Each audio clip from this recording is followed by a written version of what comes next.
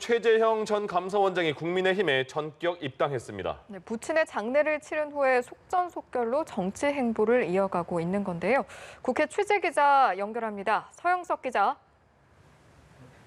네, 조금 전 국민의힘 당사에서 최재형 전 감사원장의 입당식이 열렸습니다. 최 전 감사원장의 입당은 즉석에서 모바일로 이뤄졌는데요. 오늘 오전 10시부터 이준석 대표와 30분간 회동에 이어 입당까지 연이어 끝마친 겁니다. 최재형 전 감사원장은 회동을 마치고 뜻을 같이 하는 분들과 조금 더 빨리 만나 함께 고민하며 우리나라 미래를 함께 만들어 나가는 노력이 중요하다고 판단했다고 입당 이유를 밝혔습니다. 현 정부의 정책들에 대한 비판도 나왔습니다. 선의를 갖고 시작했더라도 현장에서 제대로 작동하지 않으면 고통은 고스란히 국민 몫이라며 현 정부의 정책들이 지속 가능한 것인가 의문이라고 꼬집었습니다.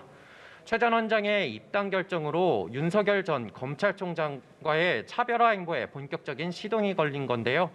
향후 야권의 대선 지형도에도 큰 변화가 전망됩니다. 독자 행보를 이어가고 있는 윤석열 전 검찰총장은 오늘 오전 반기문 전 유엔 사무총장을 만났습니다. 오늘 만남은 윤 전 총장이 캠프를 꾸린 후 첫 사전 알림 공개 일정이었습니다. 반 전 총장은 윤 전 총장에게 검찰총장 시절 공정 질서를 지키기 위해 많이 노력했다며 덕담을 건넸습니다. 한편 국민의힘 안에서는 오늘 김태호 의원이 온라인으로 대선 출마 선언을 했습니다.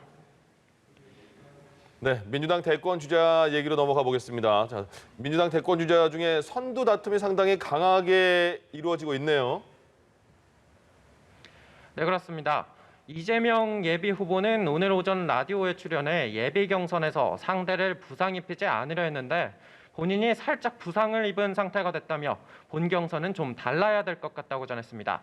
최근 여권 내 선두 경쟁에서 이른바 사이다 이재명으로 복귀를 예고한 겁니다.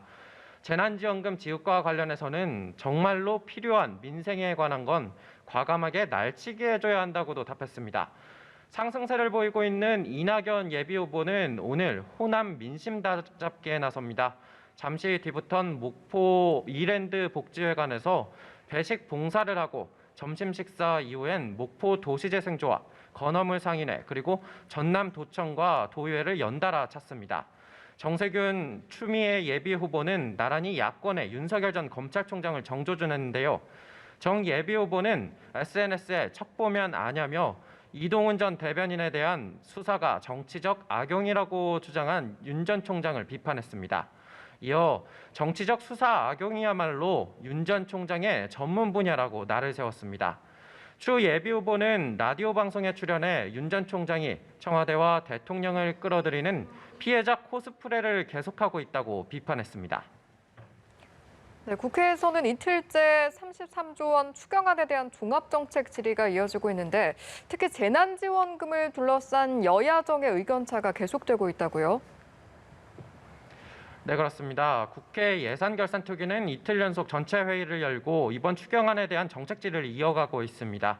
우선 여야는 현재 코로나19 4차 대유행 상황을 두고 정부의 대응 질타를 이어갔는데요. 김부겸 국무총리와 권덕철 보건복지부 장관은 확실한 백신 확보로 11월 집단 면역에는 차질이 없을 것이라고 강조했습니다. 민주당이 당론으로 정한 전국민 재난지원금 논의도 계속될 전망입니다. 예산 증액은 없다는 재정당국과 소상공인 우선 지원이 필요하다는 국민의힘, 여야정의 의견차가 상당합니다. 예결위는 오늘 종합정책 질의를 마무리한 뒤 오는 20일부터는 소위를 열어 세부적인 증감액 심사에 돌입합니다. 지금까지 국회에서 전해드렸습니다.